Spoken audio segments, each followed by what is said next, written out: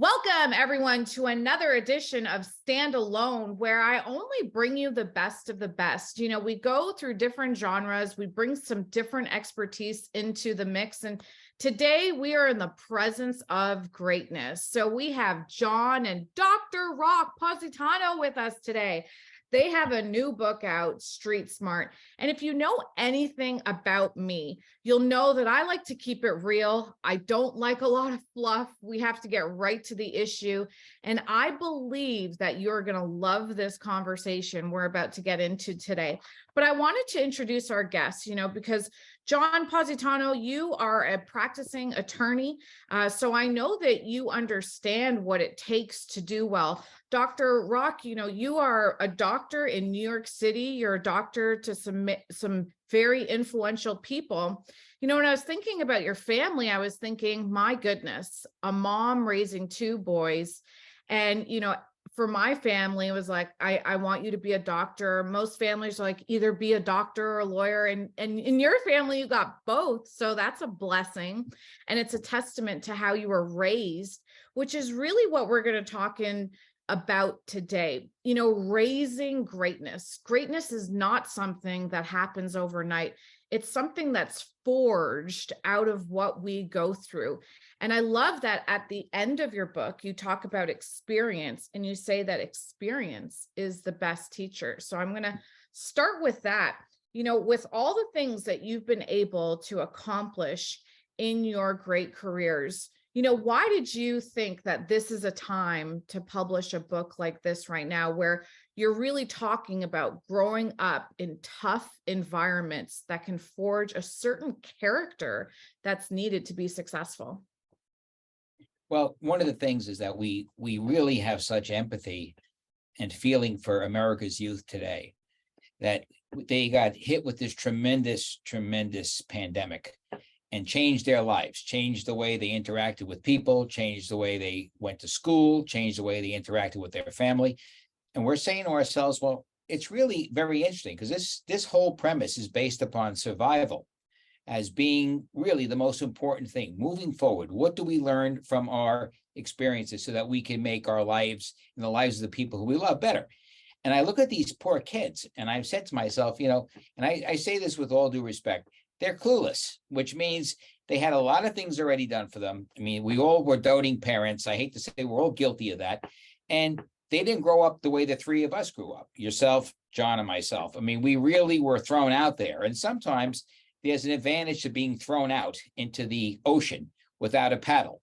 Two things happen. Either you A, drown, or B, you learn how to survive. And I think one of the things about why we did this book was because we really felt that right now there is a standard, or there is an actual, like a lack of understanding of what it takes outside of the classroom to be able to survive and be successful. And that's really pretty much what the bottom line was of this text.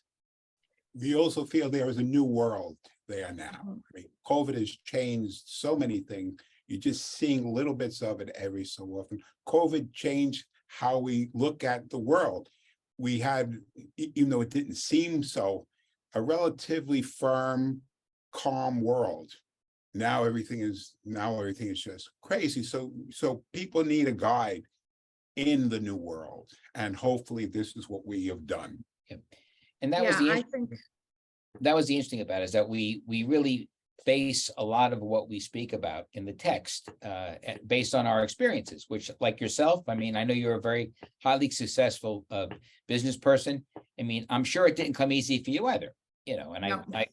I think maybe some people don't appreciate how difficult it was for yourself, A, coming from a hardworking generation, but B, also being a woman.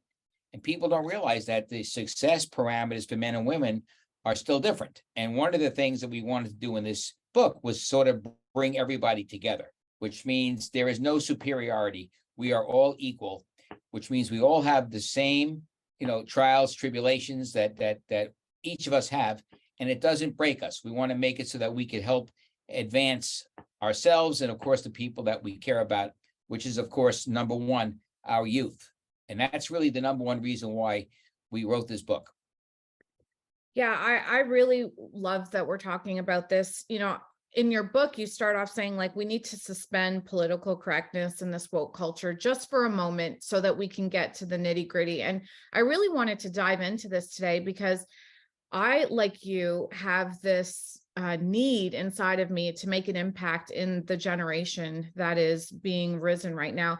And I believe that exposure changes things. And when I was reading your book, I was like, my goodness, when we are exposed, what you called the asphalt jungle, where you're in this environment where things are not just handed to you, you had to like forge a spirit to go and survive. And then, if you can touch on that a little bit more, because in today's culture, John and Dr. Rock, a lot of people today, we have such a hyper success culture where it's almost like people are so almost depressed because they're not millionaires, right? They don't know how to just go through a process to go and take it step by step.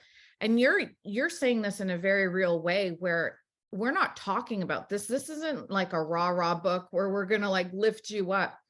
What do you mean by survival? Like, let's dig into this, because that's what a lot of people have inside of themselves that are very successful. We have a survival instinct where you can almost put us anywhere and we'll like claw our way to the top, out of it, whatever. Can you elaborate on that? Because I think our audience needs to hear more about this. John, I'll defer to you first. I think what's happening is the old world had people just getting wealthier and wealthier. There was no real feeling that anything terrible would more or less happen, let alone in the United States, let alone in the world. We have since seen things that we knew from when we were growing up. Bad things can happen to you.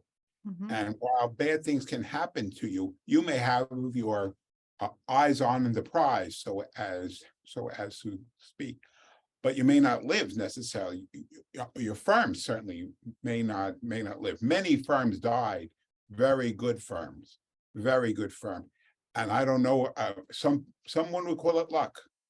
I think Rock would not be calling it luck. I think by basically keeping your eyes on living, doing better, thriving, will lead to other great things. I think that's why we've been calling it the New World, because I don't think there are any guides saying about not just becoming wealthier, becoming more famous, but just living to a certain point, and your firm living to a certain point, and your sales living to a certain point, and going further to where you eventually find heights. That's what has since changed, and it's a terribly radical thing, because most books basically focus on, okay, you're not where you want to be. This is how you get there. People have overlooked what has happened in the last 2 or 3 years. It has been fairly radical. And I think what our guide is basically using what we ourselves saw as we were growing up, basically working the class environment, basically working to middle class, tough street, dealing with all ethnic, always as well as race groups. You hit things off other folks as you're coming along. And that's why people, I more or less feel, and I think Rock feels the same way, why people who come from a urban environment, so as to speak, do better, because they have that skill, they have that sixth sense, Mm-hmm. that they're able to use, while other people may be in terrible harm's way. And entitlement is out the window. If someone is entitled these days, They're gone. They're finished. Right. Because if you're going to rely on entitlement and think you're just going to get through based on, your family prominence or your parents' prominence or where you've gone to school, that's out the window. It's a whole new paradigm. So if I was betting on a kid from Brooklyn, Queens, or the Bronx doing really, really well in the next 10 to 15 years based upon what's happened, I put my money on them, because they didn't have it easier. It was much more difficult. They had other obstacles they had to overcome.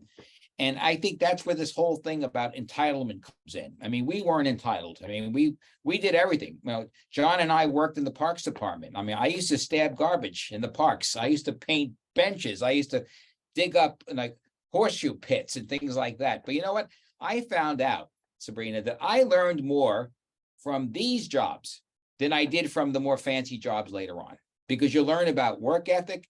You learn about, integrity. You learn about never taking your eye off the ball. And you most importantly learn about being resourceful, which means I'm not going to have to take the standard A to Z. I may have to zigzag somewhere along the line.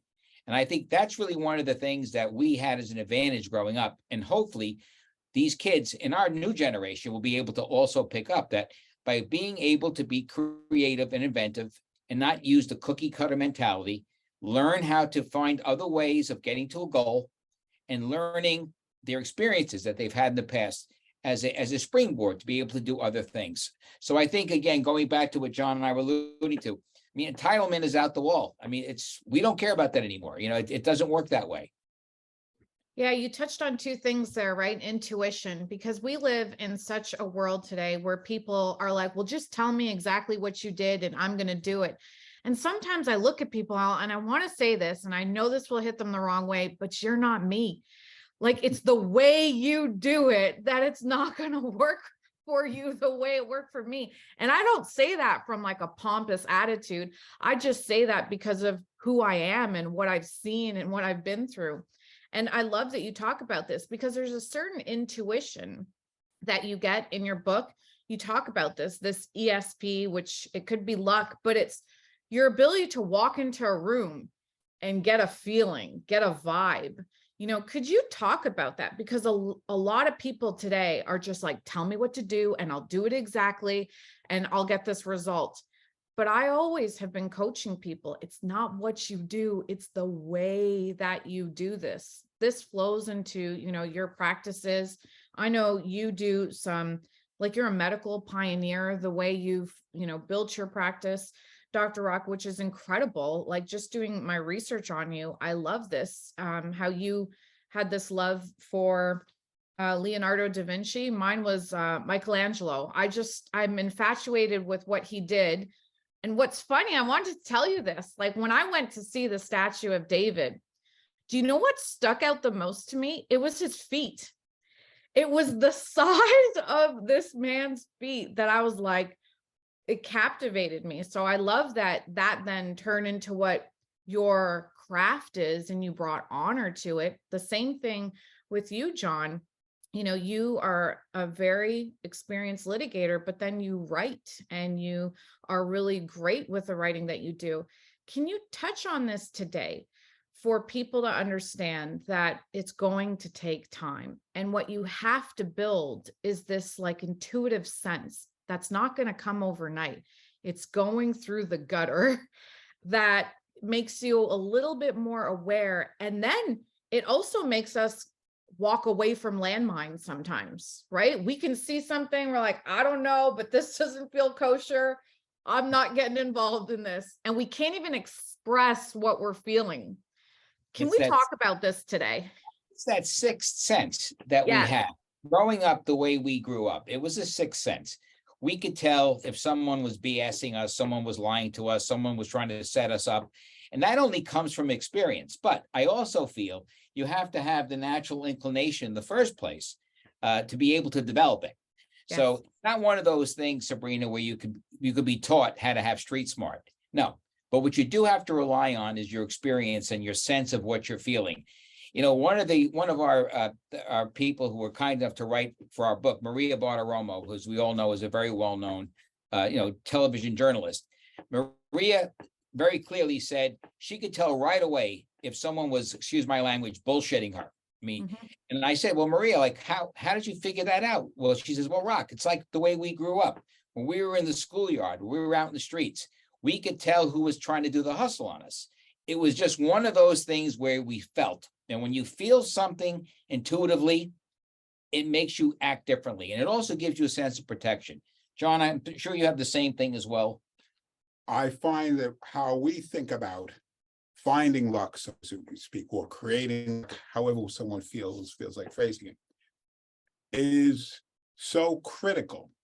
In other words, we're not saying you should not have the old school tie. We're not saying that you shouldn't work hard. We're not saying that you shouldn't be smiling. And certainly one must always be looking forward to doing things. We're saying basically, and this might actually be terribly radical, you need more. You need that feeling, that sixth sense, that basic streetwise feeling that you're able to actually look what everyone else has been looking at. They may pick a form of stock, they may pick a form of bond, or in sales. Who will actually buy it? We have found that people who have that sixth sense, who basically rivet in on this person is going to be someone good, rather than just taking all of the facts and all of the hard numbers, and people basically don't go forward. The sixth sense, the feeling, the hunch, honed by years being out in the world, so to speak, dealing with other kinds of folks, dealing with different income levels, for example, is actually street smart. And there's no way you can do very, very well without knowing how to use street smart. If you think about, we had the honor of having Judge Ed Torres, who, as you know, is the author of Carlito's Way. And that's one of the things that the judge spoke about, like everything is a feeling. You feel something, do the right thing, be a stand-up person. If you're going to say you're going to do something, do it. Don't rat your friends out. Don't be a person who even rats your enemies out.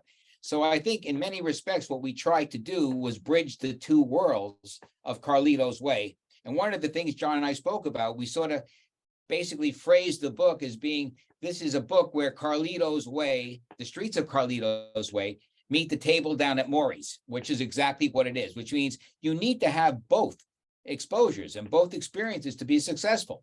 Going to Harvard Business School or Yale Law School is not going to do it all by itself anymore. The person who comes out of the street, who's able to then go to one of these schools, I think becomes an unbelievably formidable person to deal with. And some of the people that like a fellow like Steve Schwarzman from Blackstone or Tony James, the same thing. These guys were hardworking people that came from hardworking families.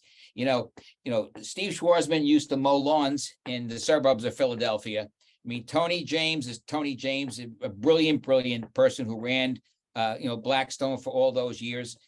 And I think the thing here is that it's important to be able to say, hey, this is what we need to focus on, and this is where we need to go with it. And that was one of the things I found with just those two people.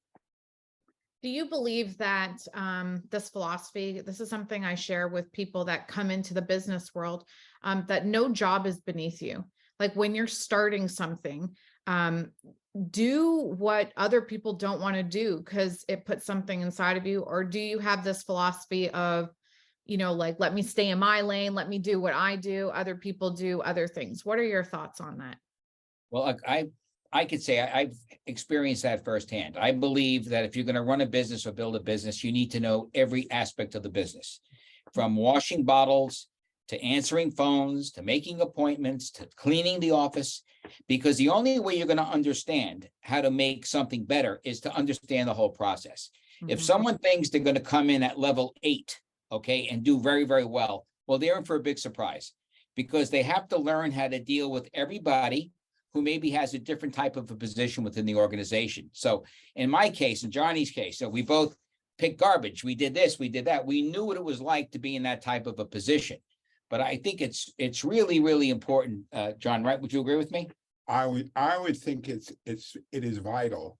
It is vital to pick up the street smart, because as you learn from everything you've been working up to, and everyone's working up to something in every field, you're actually picking up street smart as you're going along. But remember something, it's small pieces, little piece here, little piece there. Just like when you're out in the everyday world, you pick up things from your neighbors, your friends, relatives, people across way, neighborhood cop.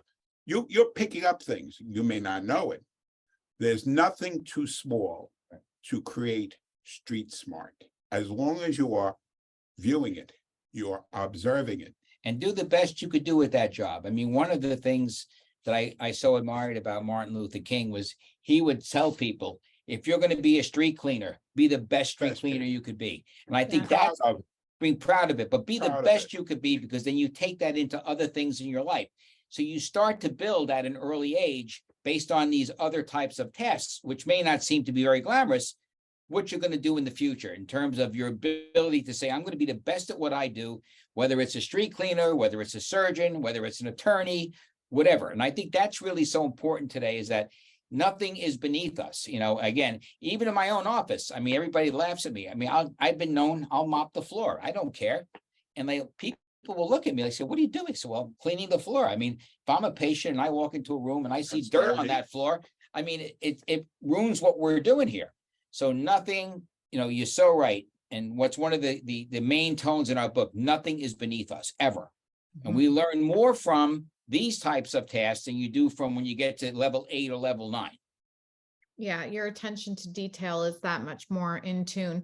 You know, you've worked with some really, famous people. You talk about Joe DiMaggio in your book. And if you could, tell us about how did that happen? I know that you guys have another book. I think it's Dinner with the DiMaggios. And you were in your practice and you were given this introduction, but you knew how to, handle yourself so you could grow in a relationship with him. If you could touch on this, because especially when people get into sales, right? A lot of people, they just want the people with the most money to work with, right? The high paying clients. And one of the things in our company is that we have to learn how to serve everyone. We have to come from a service aspect, and you won't be able to take care of high paying clients if you don't learn just what it means to take care of everyone. If you could touch on this, what did working with him teach you about, really fine tuning your relationships with people, and then making you a doctor that can look at people and then build relationships that were extending beyond your practice, that became like friends where you learned great values. And this is why when you get this book, you'll learn all these little secrets. I love this. There's some things in here like loyalty. I loved what you talked about with that story of that couple that you used to watch that were eating dinner and then he got stuck in the freezer. So let's talk about this. That was great. So if you could talk about Joe and then just the relationships, that would be awesome. Well, Joe was an unbelievable individual. I mean, he had that sixth and probably the seventh sense as well. That's how intuitive he was. And Joe could spot immediately, Sabrina, who was real and who was full of it. He could just tell. And I used to watch him in certain situations, whether it be social or business. I saw how he interacted, how he would be polite, how he could be politely dismissive, how he could be, very engaged with somebody. And one of the things I learned about Joe was that he started everybody out in the negative column. And he once told me that. Yes, I love this. Explain this to everyone. Yeah, meaning Joe always started everybody out -10, which means you had to work your way out of the cellar, get to ground level, and then from there it's up. So, and he really lived by that mantra, and he kept that, and he did this with pretty much everybody that was fortunate enough to be in his life. And of course, I was one of those people. And his feeling was that, everybody has to work their self out of a situation to see, are you loyal? Are you compassionate? Are you kind? Because as famous as Joe DiMaggio was, okay, and I'm talking about, he was famous to presidents, to kings, to queens, to actors, to actresses, whatever. He never lost his common touch, which means he came from a very poor fishing family in Martinez, California, where he used to work on his father's fishing boat, okay, where he was always seasick. And he learned from that point the same thing, that you have to have a work ethic, you have to work hard. And he used to tell me all the time, because I used to, when I first started our practice, I used to work probably 16, 17 hours a day. And he said to me, well, Doc, if you're not going to do it, who's going to do it for you? And he was totally right about that. He really instilled that hard work, just like when he played baseball. That man always went up to the plate, thinking that at one point he wanted to give his best, because he had said on numerous occasions, there may be somebody in that stands at Yankee Stadium or in Cleveland who's never seen me play baseball before, and I would never want to show them that I'm giving them a half effort. And I think DiMaggio taught me that, to be persistent, to be upfront, okay, to be straightforward, and to never take your eye off the ball, which is to be the best at what you could be. And I basically took that into my professional career, which is why I do so much publishing. Very proud to say that, and I try to balance my practice with academia. I'm very happy. I'm at Hospital for Special Surgery. I'm at Cornell. I'm a professor up at Yale. And all of these things were based upon DiMaggio's premise, which means you work hard, you stay focused, you don't ask for things from people, but at the same time, you also don't ride on someone's coattails. So I think that was the relationship about Joe that was so fascinating. And they say, well, why you? Because, as you could imagine, Sabrina, you have a lot of people that were jealous of the relationship too, because, I'm talking about Joe was in New York, 2 weeks out of the month. He would have breakfast, lunch, and dinner with me. So you talk about, an exposure to somebody. And I just marveled and watched how he handled all these situations. And there are some things in the book where we talk about some of DiMaggio's smart little tricks about what to do, what not to do, because there was no one more street smart than DiMaggio, and people think, well, yeah, he was an unbelievable baseball player. He was a phenomenal athlete. But what people did not realize was how intelligent he was. This man was smart. Brilliant. He could talk about politics. He could talk about sports, obviously. He could talk about entertainment. And I'll never forget one night we had dinner with Woody Allen and his wife. And Joe is telling Woody Allen about all these movies and who the producer was and who was this. And so when Joe got up to go to the men's room, Woody says, I can't believe, how does he know so much about movies? I said, well, Woody, see, he was married to 2 actresses, He says, and what Joe would do, Joe would tell me he would actually read Marilyn's scripts, which means Joe had a great eye for scripts. He would tell her no, yes, no. And it's kind of funny that here's a guy, because of his instinct, knew what would be best, in this case, for at that time, his wife, Marilyn Monroe. And there's a guy who just had this knack, this sixth, and I call it the seventh sense, where he just felt like he had a connection with something a little bit higher than what we're accustomed to being. So, of course, I benefited from that relationship.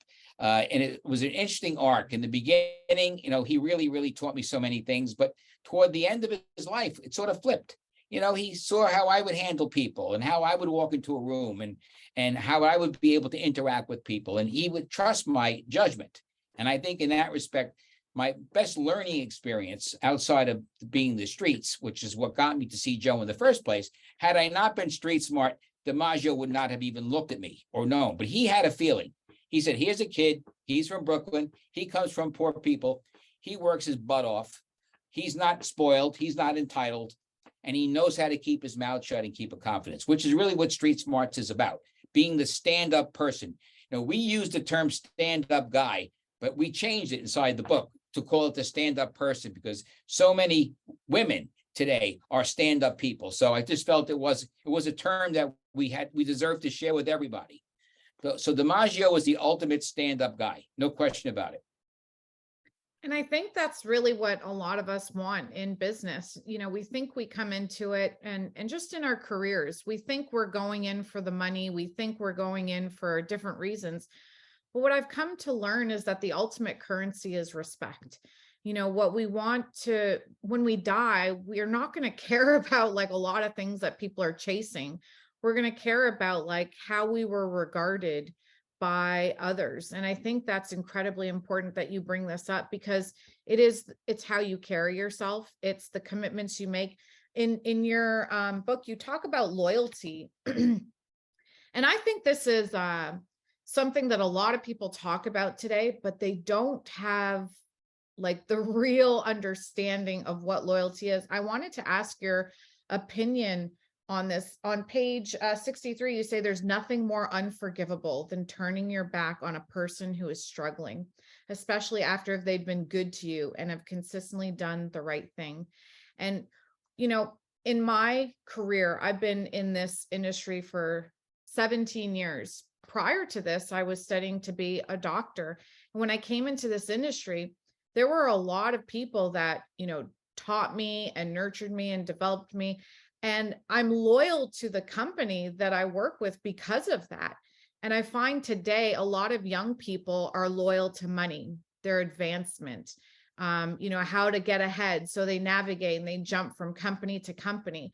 What are your thoughts on this? Like, are you really getting ahead, or are you just like kind of blowing with the wind when you can't stay put and like really grow your roots? I have such a deep respect and profound appreciation for everyone that I've ever worked for. Doesn't mean it was rainbows and butterflies. Like, I've been through some tough things, right?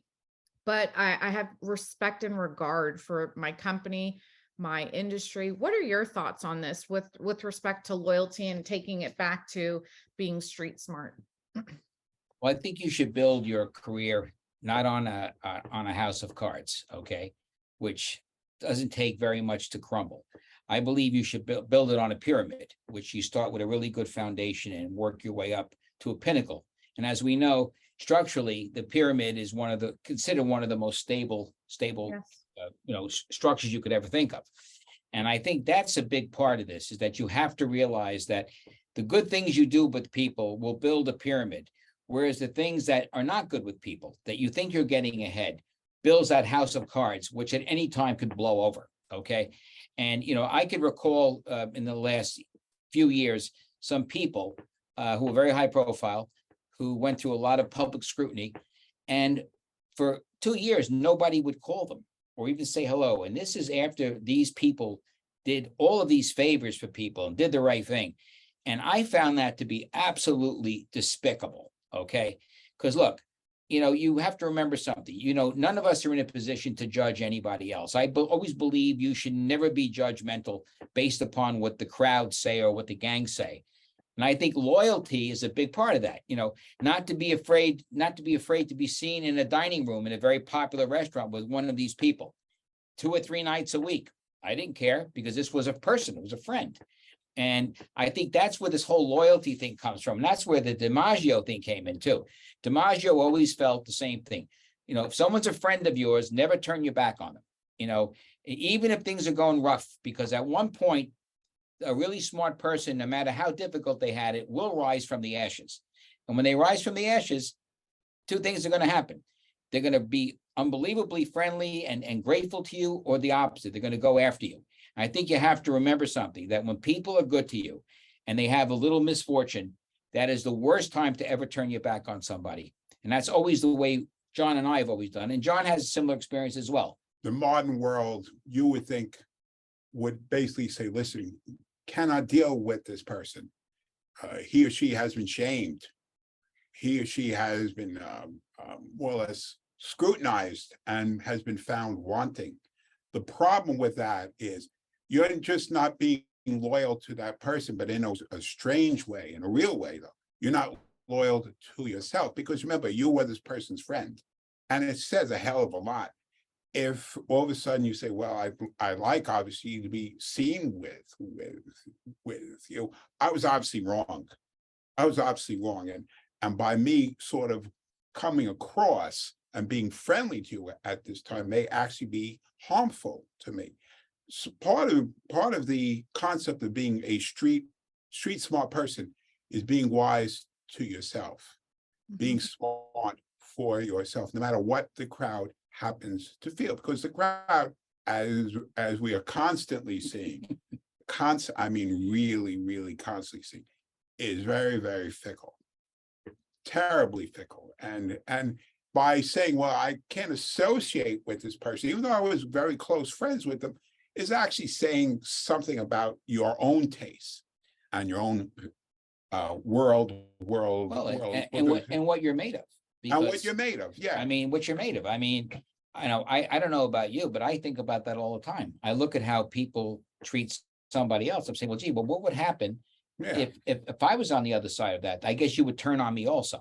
And I think that's what people don't realize, that, when they do a move like that, where they try to ostracize somebody based on what appears to be public opinion, that's really, says something about themselves, that they decide that they're going to join that crowd and become part of the people who are being quote unquote judgmental. So I really feel one of the things we learned in Street Smart, because we grew up with a lot of people.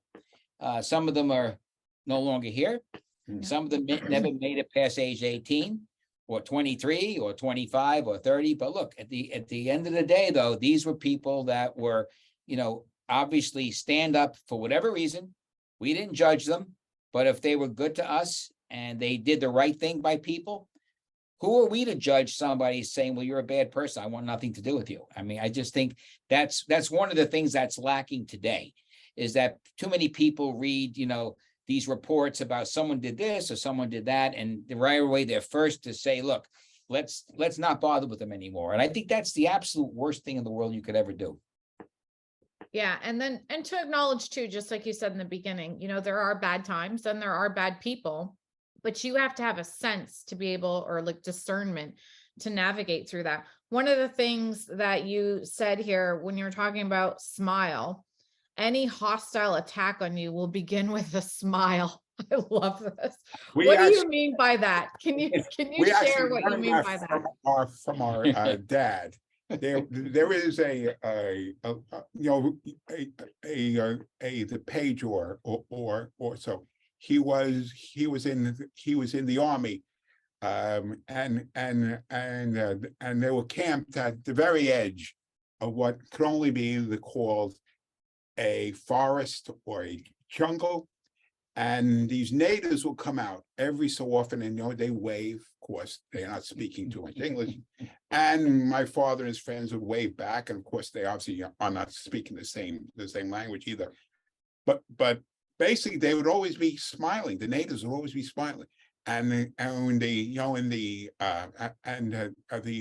folks on the inside of the camp would always be smiling. No one really knew, were they really friendly? Were they not friendly? So to sort of short things, someone fell in love, let us say, with a very good-looking native girl, and she was always smiling.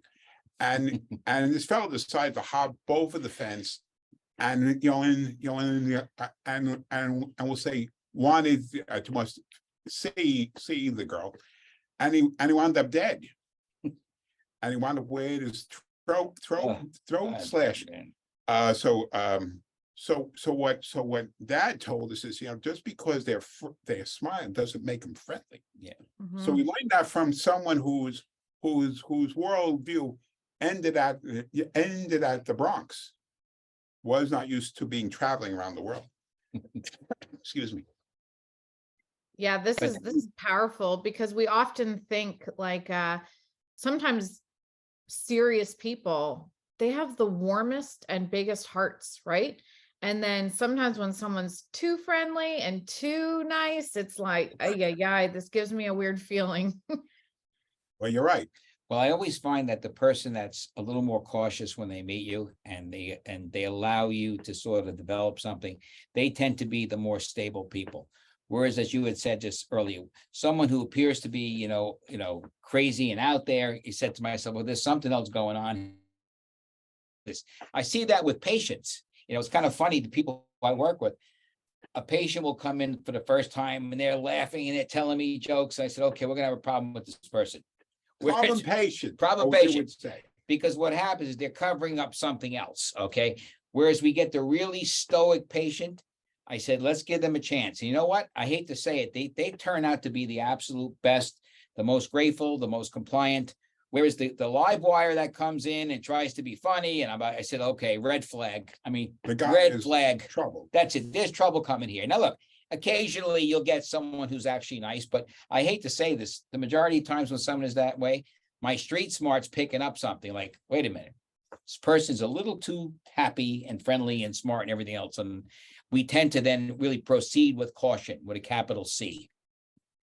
I love that you're saying this. This is why you need to have grit to persevere, because I always say this, your hardest customer is your best customer. I used to have clients and they would cook me dinner because I would have to visit them at their house.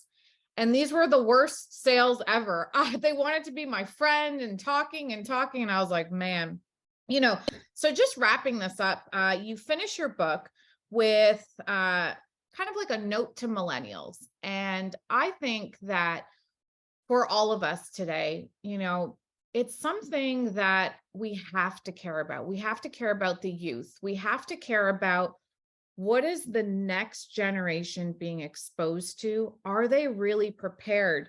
And you finished your book with talking about like, if you need to have these skills, are we creating a world? And I wanted to ask you this because you have children also, and you guys both do very well. I think about my children all the time. Like, I don't want to spoil you. I want to make sure you're exposed to certain things. I'm also grateful that you won't have to go through things that I went through. But do you ever feel in some sort of way, like, how do I expose you to things so that you can grow this sense? Because if you're ever called on to need these skills, that's my job as your parent, to put that inside of you so you can survive. And that's the issue today. Again, we all tend to be very coddling and protective of our kids, because I've heard this expression, we always tell our friends and people, I never want my kids to go through what I went through. And I'm sure you've had the same thing, Sabrina. I'm sure you've told people that, and John, I know you have. But, are we really doing them a favor, or are we really setting them up for harm and for possible failure? I think it's the latter of the two. And I think it's important that you send kids out to work. I don't believe in people sitting home. I know Johnny and I used to work in the laundromat around the neighborhood. We used to be the Shabbos goys in Borough Park. We would go and open up candles and doors and lights for our Jewish neighbors. But we were always entrepreneurial in the sense that we saw a need and we filled it. That was the thing. And that could be anything in your life, okay? And it's the same thing with today's present day kids. I mean, we're not in any way trying to say that today's millennials are not good people or not smart, but they need to get a little bit of a reorientation about what it's going to take to be able to get past what we went through the last few years and to be on track to survive. And then, of course, ultimately to be successful. And you had mentioned, what do you consider to be successful? John, what did you say? Being successful in our eyes is what? Basically being look up to in your own field, and people in your field saying this person really knows how to work within that field, does very well. Of course, we aren't saying people shouldn't be doing this for obviously the money, but what I would do with my kids or with my grandkids now is basically try to get them to go by their hunches as much as the facts, so as to speak. Go not just crunching numbers, but facing people, speaking to people who you're going to be dealing with, and trying to fathom out where that person is at that time. Remember something, we're saying something which might actually be terribly radical. We're not telling you to not work harder. We're not telling you to not put out ties, put out networks, friends, sales, whatever you happen to be. We're just telling you there is a talent which you aren't allowed to really use, in the modern world, but basically to go by your hunches, which are usually correct. In fact, the oddball thing is we have obviously dealt with 30 or 35 folks, and basically all of their backgrounds, some of the working class or middle class, but they were saying the same exact thing. And it was amazing. They said, no, we go by our hunches. We go by that sixth, or as Rocky says, the seventh sense. Yeah. I mean, these folks are very vital, and yet they all say the same thing. And we went out of our way, Sabrina, you'll get a kick out of this. Well, people say, well, how did you pick the people that you had? And Johnny and I said, well, gee, let's pick the successful people who are not just successful financially, but also in other types of endeavors, whether it be charitable, philanthropic, and let's get a group of people who probably would never want to sit down and have dinner together, having all of these different opinions. So we thought that was the best way to do it. Like, someone like Mike Huckabee sitting down with Bonnie Fuller, or someone like that. Or or Ariana, or Ariana Huffington sitting with, with Bo Dietl.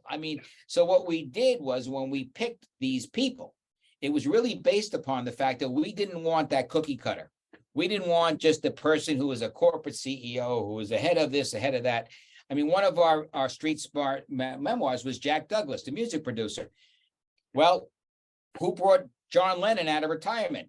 Jack Douglas. And why? Because Jack had street smart. He was honorable. He knew how to keep his word. He knew how to make Lennon feel comfortable, to the point where one day, it's in our book. Douglas gets a call from Lennon saying, I want you to produce my album, which of course turned out to be his last album. Okay. So I think all of these things sort of add up, and I think a lot of things about success has a lot to do with your ability to build interpersonal relationships with people who you have direct interaction with. And that was one of the fun things about the book. Like, someone says, well, what does Governor David Paterson have to do with Governor Phil Murphy? So, well, if you read it, they're different, but they're not different. Or Ray McGuire, or Judy Roden, who was the first president of an Ivy League university. Ariana, and who else? We had the whole gang. Bob Costas. Okay, Judge Judy was a big one for me. When I think she's amazing, so strong. I love that story. You got to get this book and read about Ariana Huffington, and just the rejection she went through, and then she bought herself some more rejection to finally get her gain. I think, one thing that I will just share with everyone is that you two are very accomplished individuals. Your time is precious. And so I just want to thank you for your time today. But when someone writes a book, what they're doing, it's not about them. It's about expressing some way or some form that they could find their time, put it in a book so that you could spend time with them. And then they could really pour into you and drop some seeds of wisdom, because really what you're learning is wisdom from the streets. And a lot of us today, we want things, we want it faster, we want it bigger than ever before. But when we get it too fast without wisdom, we won't be able to keep it. And so I just love that you took the time out of your busy schedules to spend this time with our audience and myself today. I'm very, very appreciative of it. But more importantly, you wrote a book, which takes an enormous amount of time to just make a deposit into the next generation. And you do it in such a way where this is what it is. I'm not here to sugarcoat anything for you. I'm not here to say you can be all that you can be, all these sayings that people live by. You're like, no. You got to know what silence is. You got to know when to shut up and listen. Okay. You got to know when you are navigating through some tough territories. I love the part in your book where you're like, don't even think about ever doing this. You guys should all read that. That stuff happens. Don't even think about it. It's off limits. So again, I just want to say thank you for your time today. I know how busy you are, and I just value your time and respect it so much. And thank you again for writing this book and sharing with us this wisdom, where we can learn years of what it took you to develop over time and all these amazing relationships that you have. And then we can put it inside of us. So as we're navigating through our lives, we can have these little voices speaking to us that can lead us the right way, like a guide, like you said in the beginning. So thank you. And the other beautiful thing too, again, is that because we both have daughters. Women today have got to be also cultivated and taught. And I think that was another important part of this book. We also geared it towards not the male audience necessarily, but just as much, and probably a little bit more, the female audience, because of the fact that, all of the kids that we know. If you were a woman coming up a certain way, it was so much more difficult for you. And I think in many respects, women who are in business or in any other type of an enterprise will also do well to read something like this as well. You're 100% correct, because I say this all the time. If if a man was playing, being raised and being taught football and tackled to the ground, and the parents were like, get up, keep going. And the girl was, dainty and like, you're a princess, you can do no wrong. Well, when those two meet in the boardroom, who do you think is going to win? Like, so this is why for myself, I appreciate everything that I endured through. And I think your book, it really hit a note with me, because women need to put themselves where you're prepared to be successful. You're prepared for it. The street is not only for the boys, it's for the girls too. And I got to tell you something, the street girls that we know are pretty rough girls. And I wouldn't want to meet them in a boardroom, that's for sure. Okay, I love this. Sabrina, anywhere else for that matter, you know what I mean? I love this. I love this. Well, my last question to you is, what makes you rare? Standalone is all about being extraordinary. It's going from being ordinary to extraordinary. What do you feel like is something that has been placed inside of you that the world is going to miss when you're no longer here, because you are uncommon, you are extraordinary? What do you both possess that makes you rare and uncommon? We basically have the same thing. We basically notice things.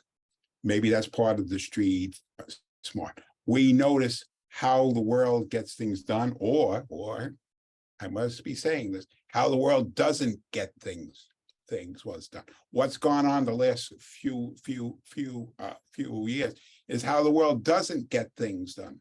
Things are not going along well. So we have the rare gift. We have actually been observing this for many years. That's our gift to you, is obviously to folks who want to obviously read. And for your audience, the other really important takeaway is, don't be afraid to try something different for fear that you're going to fail. Okay, it's because the only way you're ever going to get ahead, or the only way you're going to ever think out of the proverbial box, is to not be afraid to try something different. It doesn't have to be A through Z. It has to be sometimes circuitous. It may go different directions. But my advice is, never be afraid to try something different. And of course, the most important thing is, don't be afraid to fail, because failure, I hate to say this, has taught more of us more about being successful than being successful. There's an expression, I used to always tell people this, if you're in war and you're in a foxhole, you don't want a person next to you who's afraid. You want a person there who's going to be able to stand there with you and take the fire. And that's what life's about right now, being able to be in the foxhole and have the bombs blowing up all over the place around you, whether it be political or, in this case, biological with the pandemic. But I think the important thing here is that we are not afraid to try something different. And that's probably the biggest takeaway I have. And of course, never be afraid of failure, because failure is actually never failure. It's all how you perceive it and what you do with it.